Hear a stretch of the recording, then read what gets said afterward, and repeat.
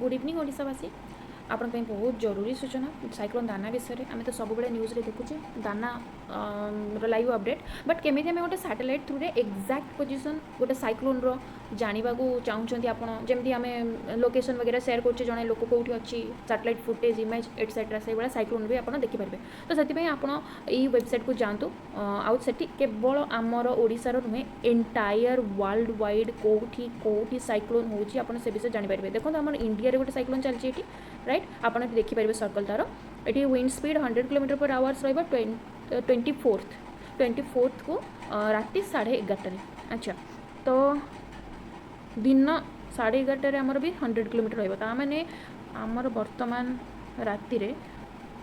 23rd कथा कहूँ आज 23rd अक्टोबर राति 11:30 85 किलोमीटर पर आवर अच्छी बट एपर्यंत ओडिशा को आमर छुईनी 24 रे हिट करिवो राइट देखो भुवनेश्वर पारादीप बालेश्वर एरिया भद्रक को तार इफेक्ट अधिक रहिबो एंड 25th को भी अच्छी 25th रे भी 95 विंड स्पीड रहिबो से जेते जेते हम स्थल भाग को छुईबो तार स्पीड किछिटा कमी कमी जीवो तो सैटरडे 75 किलोमीटर पर आवर अच्छी आउ से संडे 11:30 55 किलोमीटर्स रे सरी जीवाकू देखा आई मीन सैटेलाइट इमेज हिसाब से यह देखा बट ये आप लाइव इमेज देखिपारे आमर साइक्लोन वर्ल्ड वाइड सबुठी so please don't forget video पाइबापी please like this video and subscribe my channel thank you.